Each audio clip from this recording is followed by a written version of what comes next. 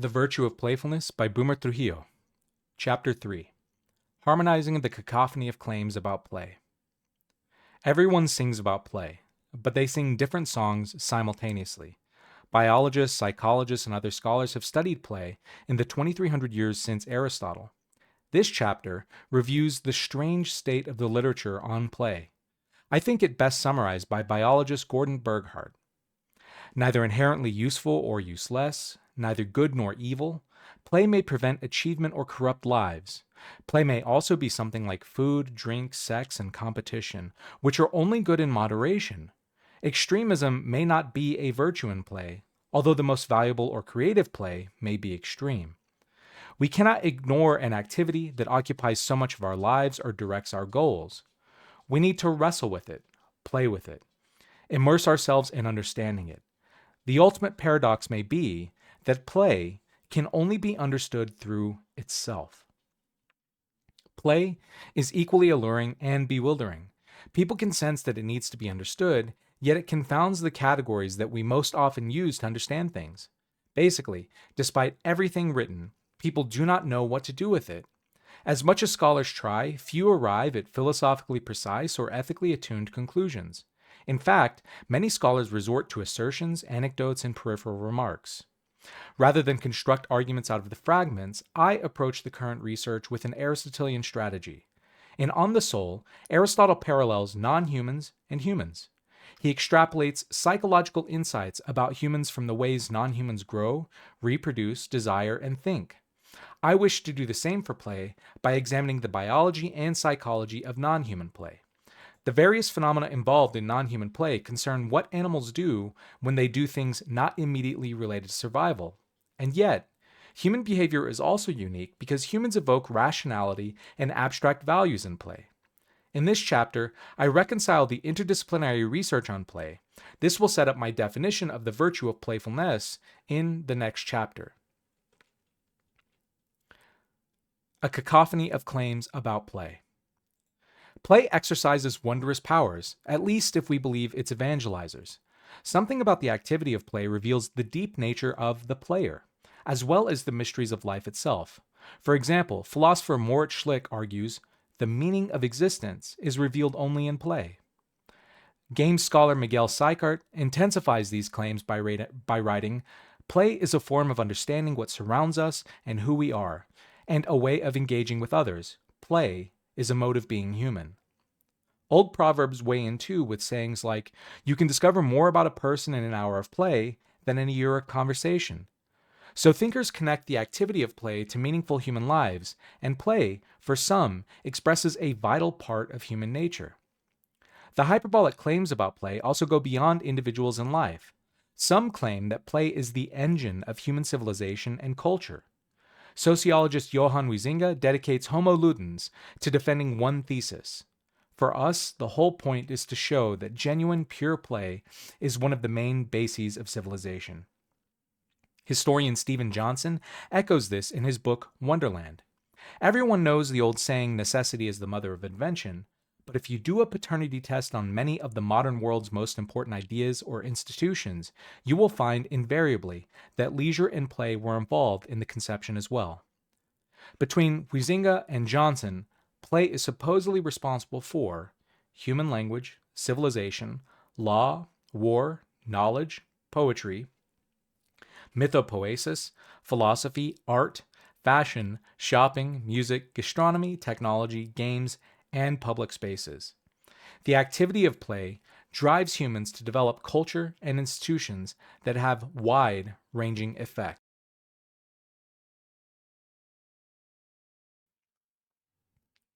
Philosophers are not immune to this pattern of exaggerated comments about play either.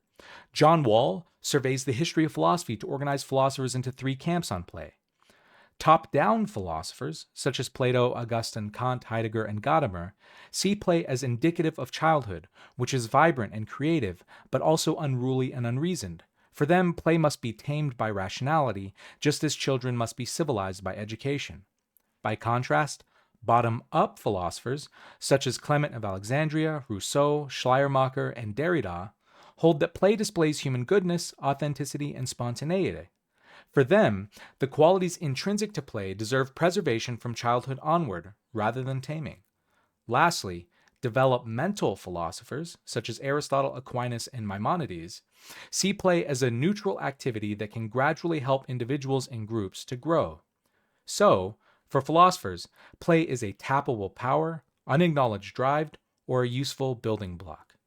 Philosophers and scholars think play important to address, but many only do so in passing remarks on the way to bigger points, or it is used as a rhetorical flourish to praise or scorn the childlike qualities of a subject.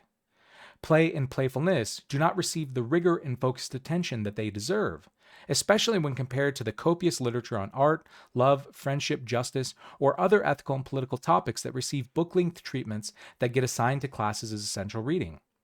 This review is a mere splash from the sea of ink rained from pens celebrating or deriding play.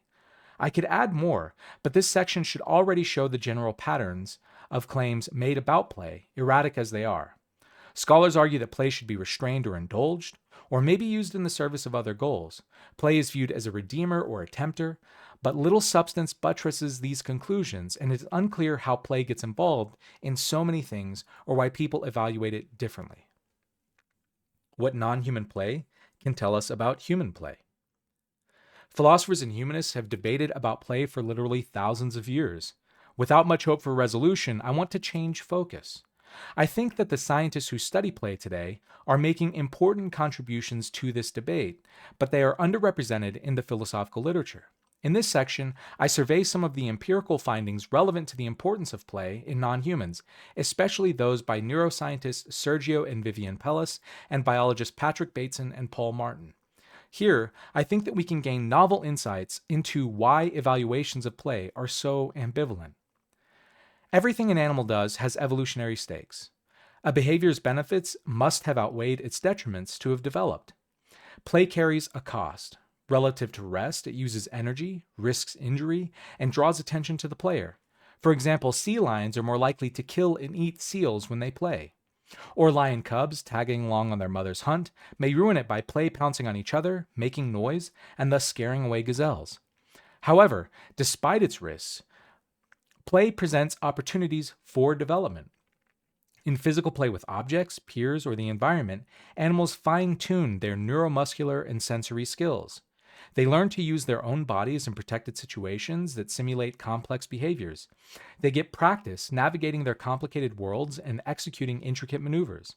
Additionally, in social play, animals learn to compete, coexist, and cooperate with other kin and other species. They learn to confront, acquiesce to, and collaborate with others to accomplish larger goals. Puppies at play do more than chew toys or annoy their siblings. While playing, they learn how to behave under simulated pressure to hunt and fight, and they learn to pounce, jump, run, and stalk in the terrain around their homes. Additionally, by interacting with other dogs, they learn to recognize their kin, and they learn skills from their peers.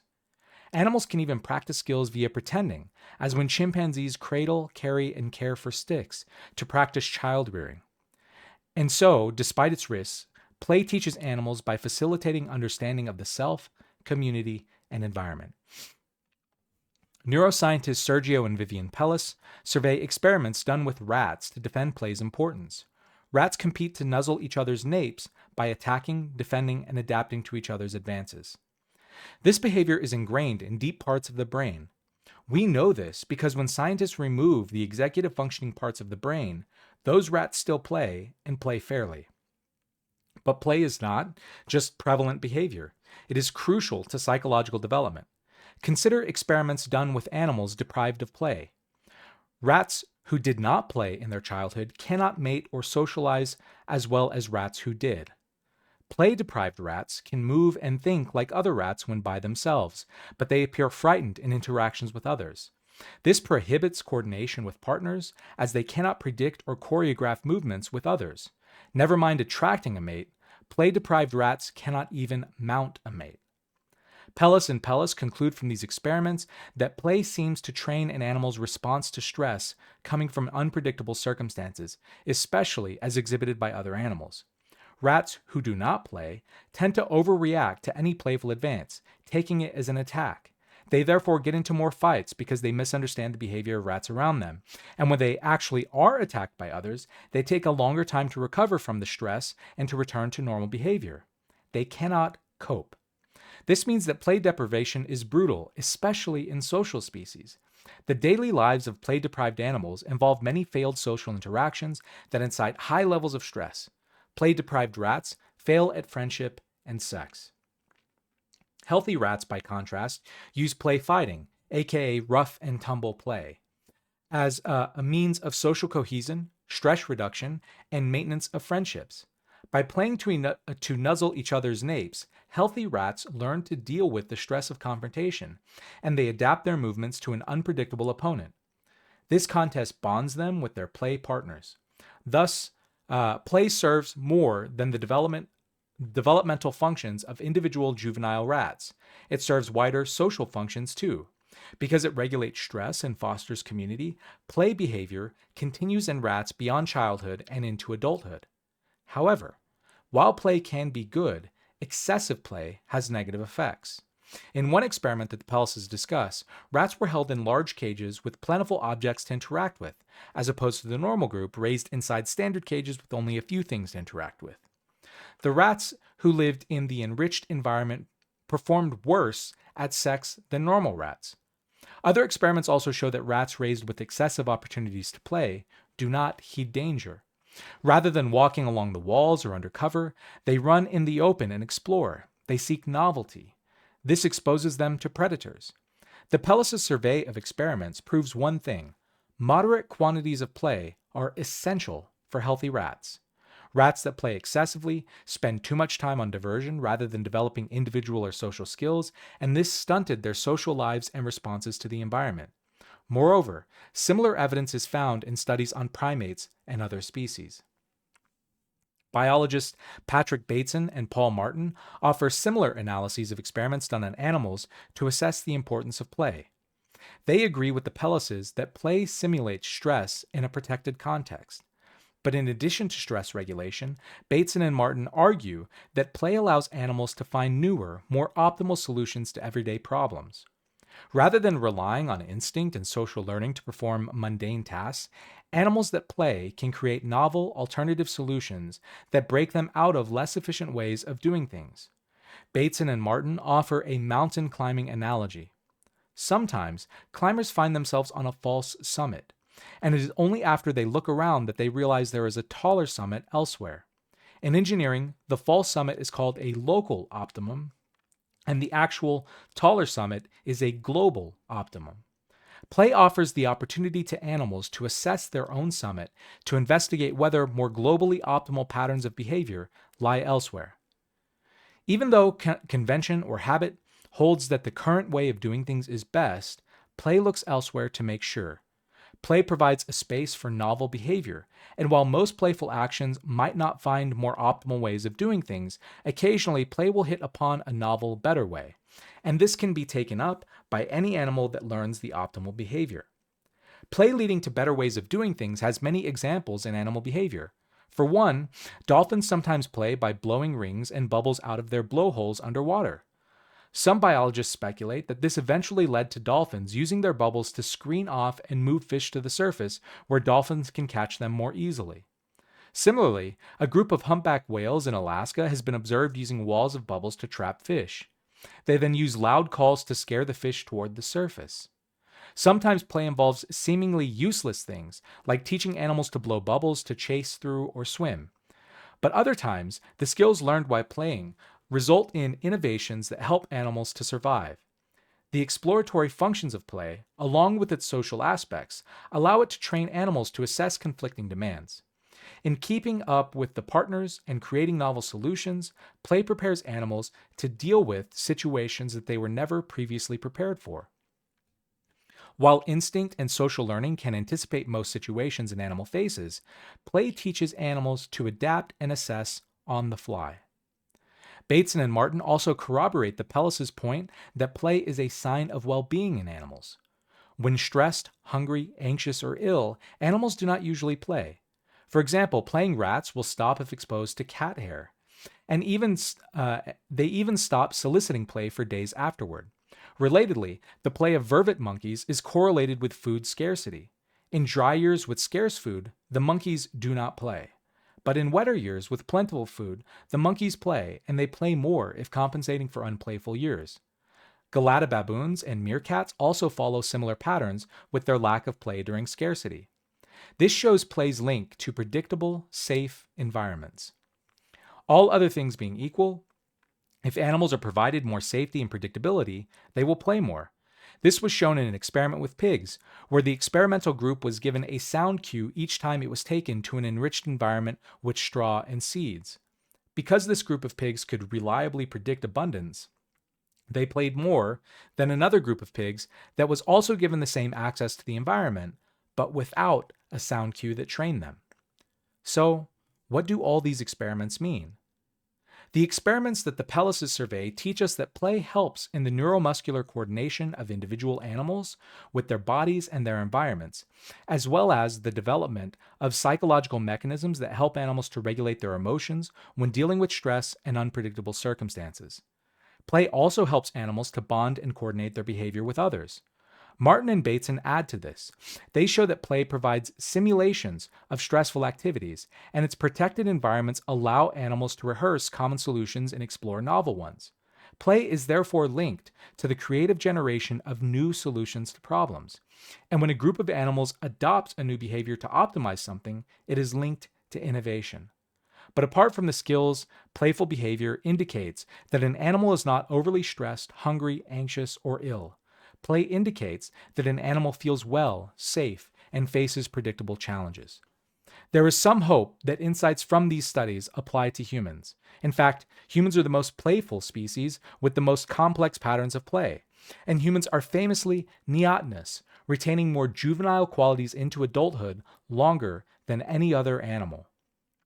So, it is likely that play serves some biological function for humans and that it involves some of the behavioral aspects that scientists have observed in the play of other animals.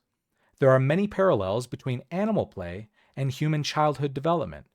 The biological evidence supports Aristotle's imperative that young children ought to play instead of work because it helps them to learn and develop.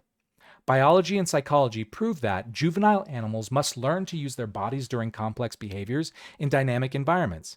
They must also learn to coordinate with peers, kin, and other species. Play helps with all of this. In developmental stages, play makes possible the serious and complex tasks of adult life. Why human play and playfulness extend beyond non-human play. But the adult world of humans is sufficiently different from childhood or any other animal's life such that the lessons from the previous section might not precisely map on to my book's purpose, finding the virtue of playfulness. We must exercise caution in applying the descriptive work of biology and psychology to the normative work of ethics. It is a much different task to describe the behavior of animals accurately, as scientists do, than it is to prescribe which types of play should be encouraged or disallowed, as I and other philosophers do. So, I recommend care and attention for a few reasons. First, play in human adults is much more sophisticated than anything else in the animal world. Non-human animals are wondrous in their complexity, and animals have been observed to play in dozens of ways. For example, a powerful lion may let a weaker lion pounce on it, thus reversing roles. Or a dolphin may take a ball, submerge it, and let it shoot to the surface, thus exhibiting complex play with objects. But neither can compare to what adult humans do in sports like football, games like Catan, entertainment like The Office, or imaginative activities like Dungeons and Dragons. It is this complex adult world of play that captures my interests. Second, in looking for a virtue related to play, I need to find a situation or emotion in life that it can regulate uniquely. Courage regulates fear uniquely, temperance regulates somatic pleasures uniquely, wit regulates social amusements uniquely, etc. What then would playfulness regulate? Non-human research offers 4 candidates: neuromuscular training, stress regulation, social coordination, and well-being. But all 4 are poor candidates for human virtue because humans can achieve all 4 things by means different than play. Playfulness cannot uniquely regulate stress because therapy, meditation, medication, or socializing might work just as well, and those are not necessarily actions of playful people. Similarly, the sphere of playfulness can't be training neuromuscular coordination, as work or stern, no frills powerlifting gyms like Westside Barbell could do the same. Social coordination is not unique to playful people, and well being is much broader than playfulness. So we need to look beyond the functions of play in non human research in order to understand the uniqueness of human play. Third, for Aristotle, virtues are constituents of a good life. Virtues are necessary conditions for happiness. There is no way to live well without courage, temperance, or wit, for example. In examining the research on play and what it says about the virtues and happiness, we might distinguish between helpful things and necessary things. Play undoubtedly is helpful for developing certain virtues or a good life. It helps children develop. It helps adults rest and have fun. It brings people together and forms a community. However, I am asking about its necessity. Is it possible for someone to live the best human life and be an exemplary person of character without her ever having played or becoming a playful person? I am looking for a moral character trait necessary for living well, not a mere non-moral character trait, not a mere occasional activity that people may undergo but ultimately do not have to. This is why I must go beyond the biological and behavioral sciences, because they do not make such strong claims.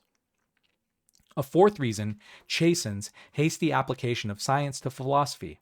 Philosophy must supplement biological and psychological studies of play in non-humans, because human play includes things that have no analogs in the animal world. In non-humans, play is used to simulate complex or high-stakes behaviors such as fighting, mating, and feeding. Animal play at these to develop requisite skills for living, and play reduces the intensity of stress associated with these phenomena. The benefits of practice and composure preserve playful behavior for these types of activities.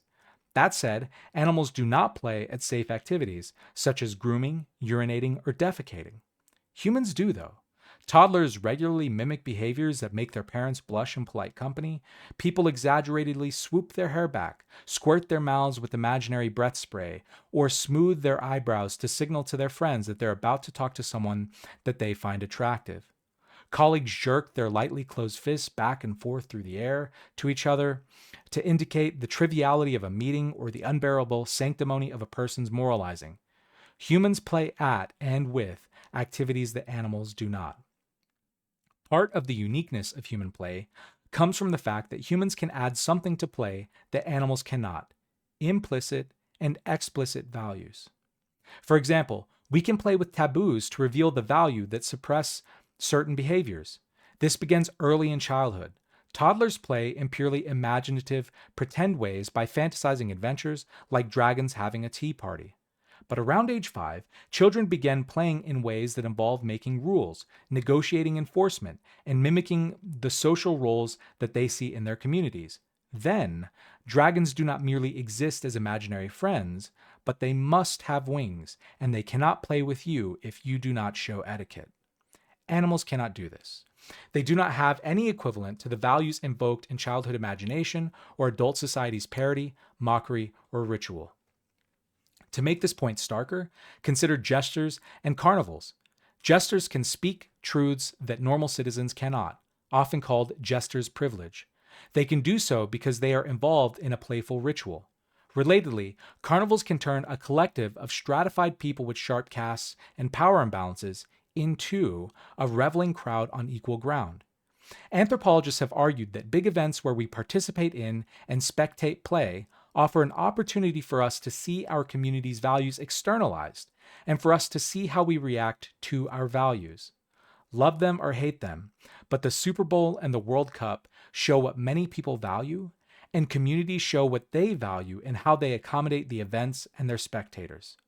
Human play can interact with values, and these forms of play have no equivalent in non-humans. For humans, play can also be transgressive, and creativity often tests and sometimes violates boundaries.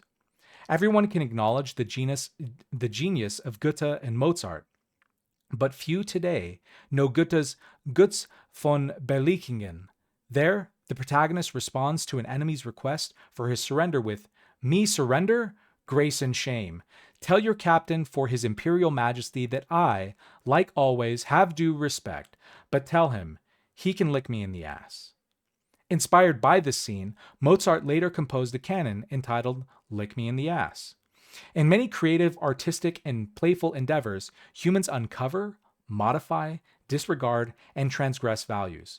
Some of this is supplemented by humans' uses of humor and thought play. They do not have to manipulate objects or interact with peers to play. They can do so all in their minds or in language. Goethe and Mozart produced abstract symbols of play. This aspect of play cannot be explained by biological data gathered from non-humans. In fact, coming together in groups and forming playful spaces have been profound parts of human history. Group activities sometimes create what social scientists call collective effervescence, a profound and sacred feeling that occurs when a large group of people come together, do the same thing, experience deep emotions, and find a unity in a group.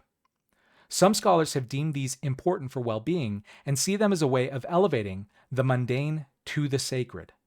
Compare, for example, listening to pop-punk band Blink-182 at home versus being at their concert and singing along with thousands of people. Human play can happen at large social scales with elevating effects, but it can also happen in smaller places where we enjoy the intrinsic pleasures of conversations, jokes, and fantastical stories. Some of these places are termed third places by sociologists, who distinguish them from our first place homes and second place job sites. These places enable us to experience leisure together, and some sociologists judge them crucial to human civilization. Take the leisure space of taverns, for example. In 18th century New York, John Hewson, his taverns provided a rare space where white and black people could interact, long before the Emancipation Proclamation or Civil Rights era. Taverns in the American colonies became places where people could entertain ideas from many disciplines and cultures, eventually fomenting revolution. Additionally, in 1960s Los Angeles, spaces like Black Cat Tavern provided a place for gay people to enjoy themselves openly. Leisure and play combined in public spaces not only to transgress boundaries, but also to challenge social and political restrictions on the ways society organizes itself, as well as to create new ways of being fuller humans and relating to others more genuinely and fully. These were far from idealistic spaces, however. Hewson was prosecuted for crimes that happened in and around his tavern. Some historians speculate that he was prosecuted harshly because he provided a space where different races could mix. The Black Cat Tavern was also the site of an infamous incident where the Los Angeles Police Department beat and hospitalized several gay men for their lewdness. Play sometimes has serious consequences, and its effects reach beyond the activities. The games themselves can also break barriers. American football was developed largely through the work of Native American students at Carlisle Academy under their coach Pop Warner, who began working with the team in 1899. They challenged the game's rules by inventing plays so that they could beat the larger, faster, and more prominent teams of universities like Yale. The students took the game of football beyond bone-breaking scrums to the complex formations and advanced strategies in the games of today. Similarly, baseball became an arena where race relations in the United States were challenged. Jackie Robinson's entry into a segregated baseball league in 1947 was a victory not only for baseball, but also for wider social movements that were protesting the segregation in the American legal system, workforce, and housing market. Ice hockey has a similar story too. These historical examples show that human play in games are more complicated than anything in the non-human world. Even when playing games, the stakes in many ways are much higher than mere biological survival. Play can impact identity and dignity, and it can imagine and create new possibilities for being human. These added normative elements transform how humans interact with each other and the values that they pass on. Philosopher Cynthia Willett cherishes play so much that she argues that it can become a basis for an interspecies ethic. That is, through play, we can learn values that not only guide individual humans, but also humans in their interactions with each other and other species. Building on the work of biologist Mark Beckhoff, she identifies 4 central features of play. First, play involves role reversals, as when large animals play with small animals and let them win. Second, play involves self-handicapping, as when large animals hold back their strength when playing with weaker animals. Third, animals that play frequently communicate with each other, such as dogs when play bowing with each other. This gesture ensures that play does not turn into fighting or mating. Fourth, play spreads a positive mood. 2 animals may begin playing, but eventually, more join in if allowed.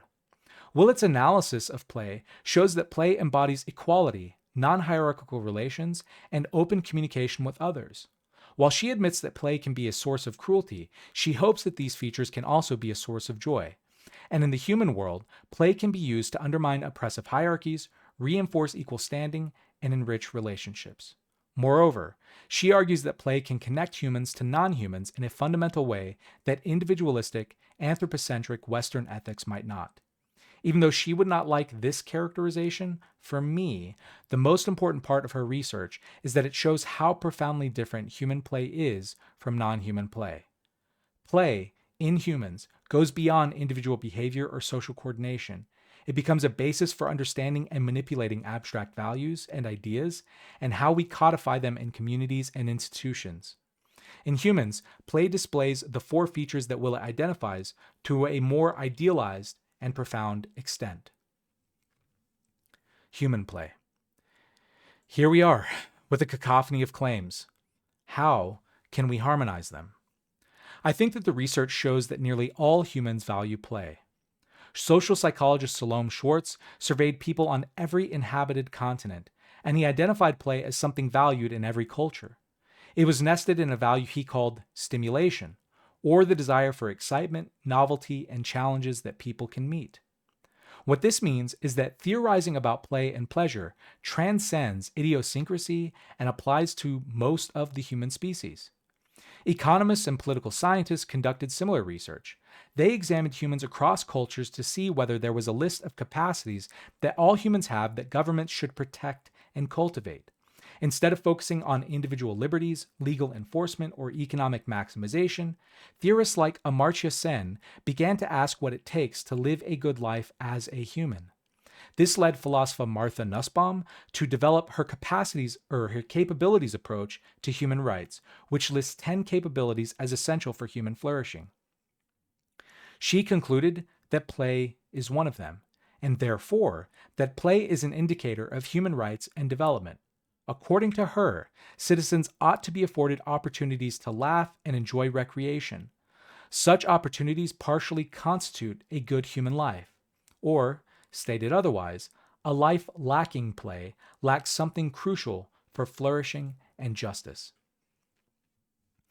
Nussbaum emphasizes that play, like all items on her list of central human capabilities, is ordered by practical reason and affiliation. This means that people must be able to think about and pursue what it means to live well and what is choice-worthy in life, and they must also be able to associate with people as citizens, peers, and friends.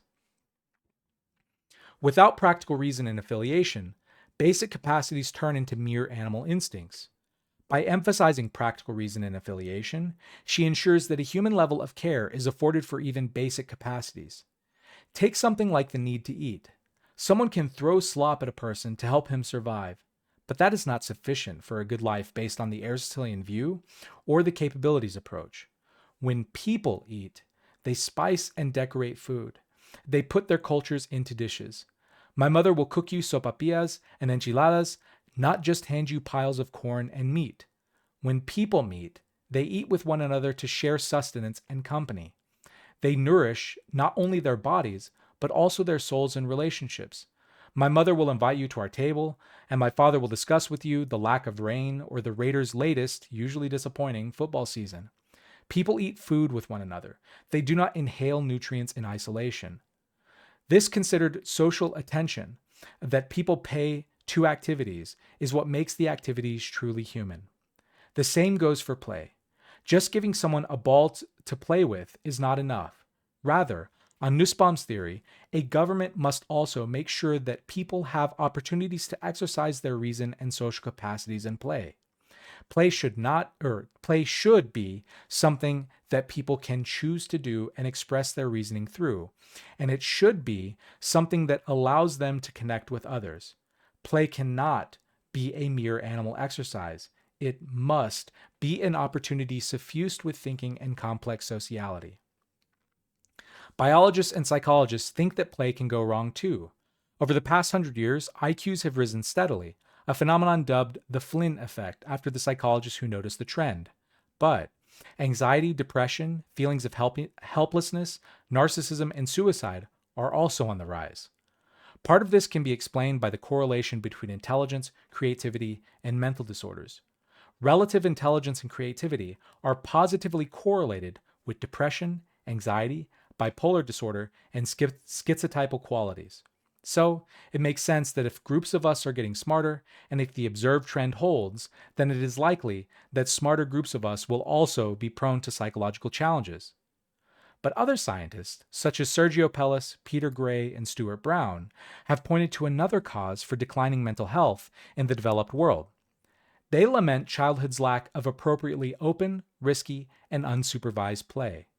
Today, schools allow less time for children to play at recess and exclude many activities, sports, and games due to concerns for safety and legal liability. Additionally, helicopter parents prevent their children from playing in the wilderness, learning to use dangerous tools, or roughhousing with each other.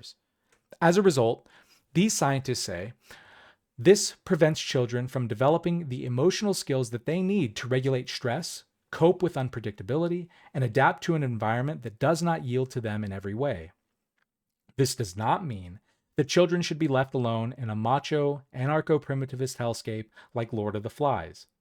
But the youngest generation suffers from parents isolating their children from all risks and safe opportunities to experience failure. And this seems to adversely affect mental health and psychological skills that play used to develop in children. Additionally, it does not seem that current popular methods of play, such as television, video games, and socializing through social media, provide the same benefits. This is not alarmism about technology and the newest generation. Rather, it is an observation that if childhood and play change, then the type of adult that gets raised will also likely change. What's worse, differences in play behavior sometimes separate by gender and produce disparate effects.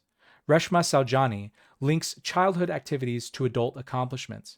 However, she argues that girls face a dearth of opportunities to fail and train courage, whereas boys often engage in risky play and become comfortable with failure. This difference in play and development means that girls are encouraged to play it safe. This has wide-ranging effects on the careers that women explore and the traits that they develop. Women, she argues, are hindered by a sense of perfection and aversion to failure. Saujani, therefore, argues that part of women's struggles for equality should include teaching girls to take chances, embrace failure, and move forward. The games we play influence not only who we become, but who we even imagine becoming. So where does that leave us? I think that the work of scientists shows us that play helps animals to develop their neuromuscular and psychosocial systems, and it helps them to gain knowledge of themselves, their environment, and their kin. I also think that the social sciences and humanities show that humans uniquely play with values, as in transgressing taboos surrounding vulgar or deviant behaviors, experimenting with social values in stratified society, and manipulating the norms used for identity and social coordination. This, to me, confirms the political conclusion that play is a profound feature of all human life, such that people suffer an injustice if afforded no opportunity to play. And this play should engage all of the capacities that humans have, but it should also, sometimes and under the right circumstances, involve appropriate risk and challenge to allow the players to develop stress responses, coping skills, and novel skill sets. This list of these theses harmonizes the cacophonous claims that scholars have made about play. Because play is inextricable from human development and leading a good life, authors ascribe extraordinary properties to it. It makes sense why Huizinga and others find play at the root of human life, why he sees humans as subspecie ludi, viewed under and through the lens of play. However, this list of theses also shows the plurality and disjointedness of different aspects of play. This makes sense of comments critical of play, as in Plato. Critics are worried about the ways that play, especially for humans, can stunt existential, moral, and political progress by interacting with identity, values, and social coordination in the wrong ways. Aristotle also thought play was complicated, and in fact, complication is part of virtues and vices. For example, courage, the virtue of helping us to regulate fear, is distinguished from vices that mimic courage, such as the civic courage of people who act courageously to avoid dishonor and the martial courage of people who act courageously because they are commanded to by a powerful officer. A multifaceted behavior like play mirrors the complexity of Aristotle's traditional virtues. Some instances seem good, others bad. Play mirrors the complexity of human life itself because it is involved in many fundamental aspects of human functioning. And such a physically, psychologically, and socially complex phenomenon makes it probable that a virtue lies nearby. If playfulness is a virtue, it makes sense that it would follow the many complicated patterns of other virtues in Aristotle's system. The challenge, then, is to integrate the data about play as an action, as expressed here by scientists and humanists, into an ethical theory that is sensitive to the complexities of human psychology and behavior. In the next chapter, I will argue that playfulness as a virtue, as well as its corresponding vices, provides such a framework that can organize the disparate claims about play.